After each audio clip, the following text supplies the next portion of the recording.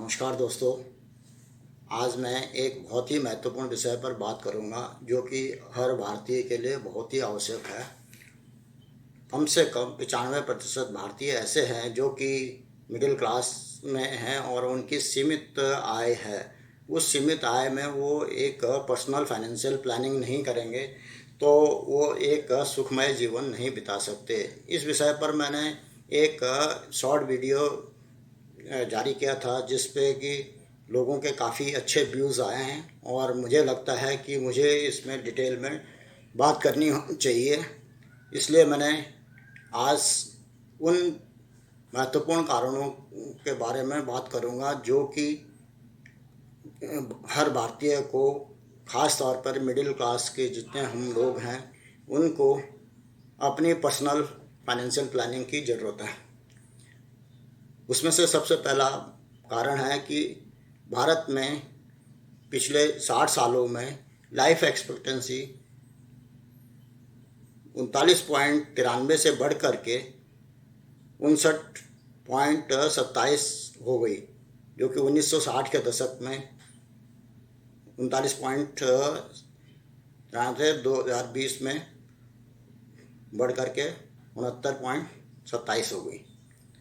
इस life expectancy बढ़ने से लोगों को फाइनेंशियल प्लानिंग की बहुत ही ज़रूरत है, क्योंकि जो इंसान पहले 40 साल भी नहीं जीता था उसको उतनी बड़ी फाइनेंशियल प्लानिंग की ज़रूरत नहीं थी, और जो अब 70-80 साल, क्योंकि ये तो एवरेज एज है, आज की डेट में 80, 85, 90 साल लोग अपना जी रहे हैं, और जितनी लंबी उम्र होगी तो उसको उतने बड़े रिटायरमेंट कॉर्पस की ज़रूरत होती है।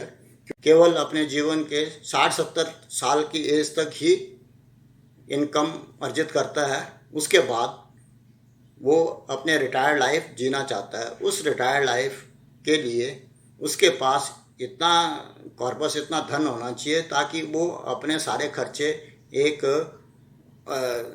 सही ढंग से करे कि उसका जीवन सुखमय बीते। क्योंकि बुढ़ापे में मेडिकल की ज़रूरतें बढ़ जाती हैं और आदमी को कई बार बहुत बड़ा मेडिकल खर्चा करना पड़ता है, और उसको अपने खाने पीने और अपने मेंटेन करने के लिए कभी नर्सिस की ज़रूरत पड़ती है, कभी और सहायता की ज़रूरत पड़ती है, तो उससे उसके खर्चे बढ़ जाते हैं। उन खर्चों को ध्यान में रखते हुए हर व्यक्ति को, हर मिडिल क्लास के व्यक्ति को अपनी पर्सनल फाइनेंशियल प्लानिंग करनी जरूरी है। इस विषय में मैं आप लोगों को यह बताना चाहूँगा कि भारत में लाइफ एक्सपेक्टेंसी बढ़ती जा रही है और 2050 तक यह लाइफ एक्सपेक्टेंसी लगभग 78 साल तक पहुँच जाएगी।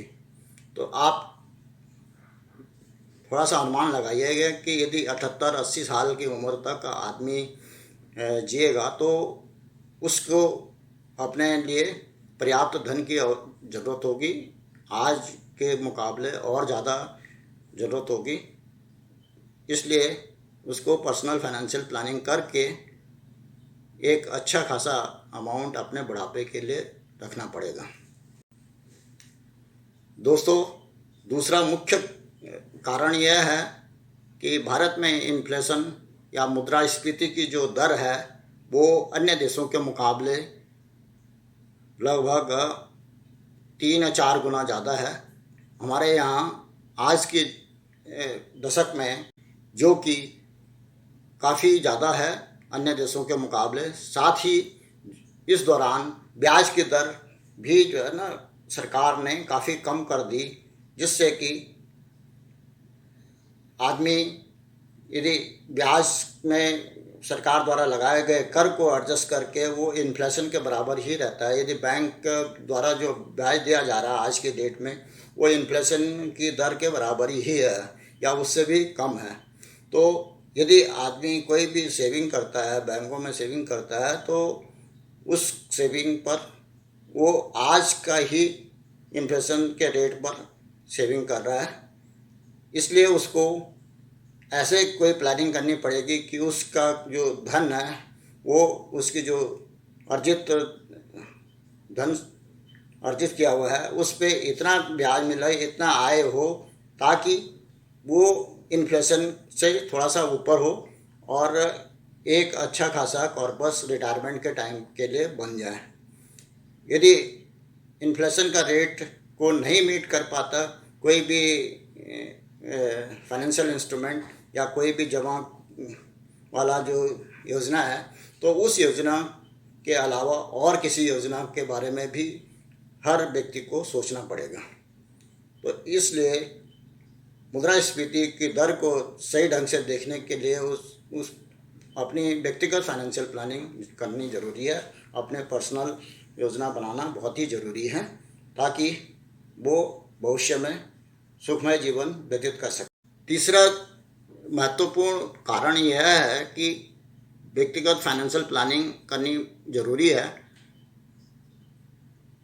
भारतवर्ष में रिटायरमेंट प्लानिंग के लिए, रिटायरमेंट के लिए बहुत बढ़िया कोई सोशल सिक्योरिटी स्कीम नहीं है, कोई सरकार की तरफ से कोई बड़ी योजना नहीं है। भारत सरकार द्वारा जो पहले सरकारी कर्मचारियों को या राज्य सरकार के कर्मचारियों को पेंशन दी जाती थी, वो भी अब एनपीएस के मोड में चली गई और पेंशन जो है ना, जो भी व्यक्ति अपना कंट्रीब्यूट जैसे करेगा वो माध्यम से पेंशन मिलने का जो अभी यह अनुमान नहीं लगाया जा सकता कि कितनी पेंशन मिलेगी, क्योंकि ये स्कीम 2010 के बाद ही शुरू की है और कई फंड मैनेजर्स हैं और फंड मैनेजर अपने हिसाब से उसको मेंटेन करेगा। अलग अलग लोगों के अलग अलग आय होगी और पेंशन भी हर एम्प्लॉय को अलग से मिलेगी। तो पेंशन एक सोशल सिक्योरिटी बेनिफिट है जो कि अब धीरे धीरे सरकार ने वहाँ से हाथ खींच लिया।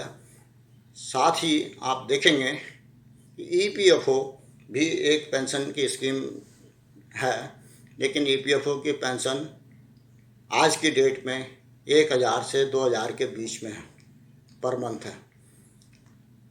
दोस्तों ज़रा थोड़ा सोचिए कि किसी भी व्यक्ति को 30-35 साल वो अच्छे से ऑर्गेनाइजेशन में उसने काम किया हो और उसके बाद जहाँ पर वो 1 लाख, 2 लाख, 3 लाख सैलरी ले ला और रिटायरमेंट के बाद उसको 1000 या 2000 पेंशन मिले, तो वो कैसे उसका गुजारा होगा। जो स्टैंडर्ड ऑफ लिविंग वो आज मेंटेन कर रहा है, वो रिटायरमेंट के बाद 2000 की पेंशन पे कैसे मेंटेन करेगा। इसलिए उसको अपने हिसाब से प्लानिंग करनी पड़ेगी कि यदि उसके आज जीवन यापन करने के लिए 50,000 के खर्चे हैं, तो उसको 50,000 पर मंथ के हिसाब से रिटायरमेंट के बाद भी इन्फ्लेशन का ध्यान में रखते हुए उतना पैसा उसको मिलता रहे, ताकि वो अपना जीवन इसी ढंग से जीता रहे जैसे कि वो रिटायरमेंट से पहले था। यद्यपि रिटायरमेंट के बाद बाकी खर्चे बढ़ जाएंगे, पर उसके बाद भी उसको एटलीस्ट इतना तो मिले कि जितना वो आज की डेट में जैसे जी रहा है। सरकार की जो पेंशन की योजना विड्रॉ करने के बाद केवल डिफेंस को ही पेंशन दी जाएगी, बाकी और विड्रॉ हो चुकी है। तो इसलिए आज हर व्यक्ति को अपने हिसाब से अपने एक व्यक्तिगत फाइनेंशियल प्लानिंग की ज़रूरत है। चौथा महत्वपूर्ण कारण है कि आज हमारे समाज में काफ़ी परिवर्तन आ चुका है। पहले जॉइंट फैमिली सिस्टम होता था, संयुक्त परिवार सिस्टम था, जो कि यदि परिवार के किसी एक सदस्य पर आपत्ति आ जाती थी तो दूसरा सदस्य उसकी मदद करता था। लेकिन आज जब न्यूक्लियस फैमिली है, सभी लोग जॉइंट फैमिली से अलग हो चुके हैं और सब अपना अपना कारोबार करते हैं, सब अपना अपना काम कर रहे हैं, तो जो जॉइंट फैमिली का जो सोशल सिक्योरिटी सिस्टम था वो भी अब ख़त्म हो चुका है। अब तो क्या है, अब तो सुपर न्यूक्लियस फैमिली हो गई हैं, सिंगल मॉम है, सिंगल डैड है, और इस टाइप का जो है वो समाज में कई लोगों का जो है ना सोच ऐसी बदल चुकी है कि वो इंडिपेंडेंट रहना चाहते हैं और इंडिपेंडेंट कमाते हैं। तो जब इंडिपेंडेंट कमाते हैं और रहना चाहते हैं, या महिलाएं जो हैं वो इंडिपेंडेंट रहना चाहती हैं, तो उनको भी अपना एक इंडिपेंडेंट फाइनेंशियल प्लानिंग करनी पड़ेगी, ताकि वृद्धावस्था में, रिटायरमेंट के बाद उनको एक निश्चित आय मिलती रहे, ताकि उनका जीवन का जो स्तर आज बना हुआ है वो उसी ढंग से बरकरार रहे। तो ये सामाजिक परिवर्तन होने का भी एक बहुत बड़ा कारण है, जिसकी वजह से हर व्यक्ति को अपने व्यक्तिगत फाइनेंशियल प्लानिंग करनी ज़रूरी है, और अपने रिटायरमेंट का एक अच्छा खासा कॉर्पस बना करके उसको संचय करके रखना पड़ेगा। पांचवा महत्वपूर्ण कारण यह है कि आज पिछले 3 दशकों से जब भारत सरकार ने लिबरलाइजेशन और ग्लोबलाइजेशन का कंसेप्ट शुरू किया और प्राइवेट सेक्टर को जो है वो काफ़ी मामलों में छूट दे दी, और विदेशी कंपनियों को भी छूट दे दी भारत में इन्वेस्टमेंट करने के लिए, भारत में ओनरशिप लेने के लिए, तो अब हॉस्पिटल, स्कूल और टेलीकॉम सारे जितने भी, इवन डिफेंस को भी अब प्राइवेटाइज किया जा रहा है। तो इस प्राइवेटाइजेशन की वजह से प्रत्येक व्यक्ति को अपने ऐसी प्लानिंग करनी पड़ेगी कि उसको अपने बच्चों के स्कूल का खर्चा कितना होगा, किस स्कूल में पढ़ाएगा, उसके मेडिकल का खर्चा कितना होगा, उनके मैरिजेस के लिए क्या खर्चा करेंगे, अपने जीवन काल में कोई अपने लिए मकान बनाना है तो उसकी क्या योजना होगी, उसके लिए क्या फाइनेंशियल गोल होगा, वो कार कब खरीदना चाहेगा, या अपने लिए और कोई दूसरी एसेट कब जोड़ेगा, या कभी अपना विदेश का टूर लगाना चाहता तो कब लगाएगा। तो उन सब के लिए कुछ फाइनेंशियल गोल बनाने पड़ेंगे, कुछ फाइनेंशियल टारगेट बनाने पड़ेंगे, जिनके लिए अपने एक योजनाबद्ध ढंग से अपनी सेविंग करनी पड़ेगी। उस सेविंग को वो टारगेट के हिसाब से, किसी चीज़ के लिए 5 साल का टारगेट है, किसी का 10 साल का, किसी का 15 साल का, किसी के लिए 20 साल का टारगेट है, तो उस टारगेट के हिसाब से उसको इन्वेस्टमेंट करनी पड़ेगी, और उस इन्वेस्टमेंट पे टारगेटेड रिटर्न भी ध्यान में रखना पड़ेगा। और जैसे ही उसका गोल नज़दीक आता है तो उसको उस राशि को किसी ऐसी लिक्विड एसेट में रखना पड़ेगा, ताकि उसको जैसी ज़रूरत पड़े तो वो उसको इस्तेमाल कर सके। तो इसके लिए भी फाइनेंशियल प्लानिंग की ज़रूरत है। पर्सनल फाइनेंशियल प्लानिंग बहुत ही ज़रूरी है। आज स्थिति बहुत बदल चुकी है, हर इंसान को अपने आप ही अपनी योजना बनानी पड़ेगी। इन 5 महत्वपूर्ण कारणों के बारे में चर्चा करी है। इसके अलावा और कई कारण हैं, लेकिन उनको यदि हम जिक्र करना शुरू करेंगे तो ये वीडियो काफ़ी लंबा हो जाएगा। मैं ये चाहूँगा कि आप लोग कमेंट करें कि आपकी क्या आवश्यकता है। यदि किसी की कोई फाइनेंशियल प्लानिंग करने की इच्छा है तो वो कमेंट में लिखे, मैं उनको सुझाव दे सकता हूँ, उनका एक स्ट्रक्चर बना सकता हूँ कि क्या उनकी फाइनेंशियल प्लानिंग रहनी चाहिए, क्या उनके फाइनेंशियल टारगेट हैं, क्या गोल हैं, उनके हिसाब से कौन सी स्कीम में और किस में वो इन्वेस्टमेंट करके अपने टारगेट अचीव कर सकते हैं। दोस्तों, ये वीडियो आपको यदि पसंद आया तो इसको लाइक करिए, इसको कमेंट भी करिए, और इसको अपने दोस्तों में शेयर करिए। यह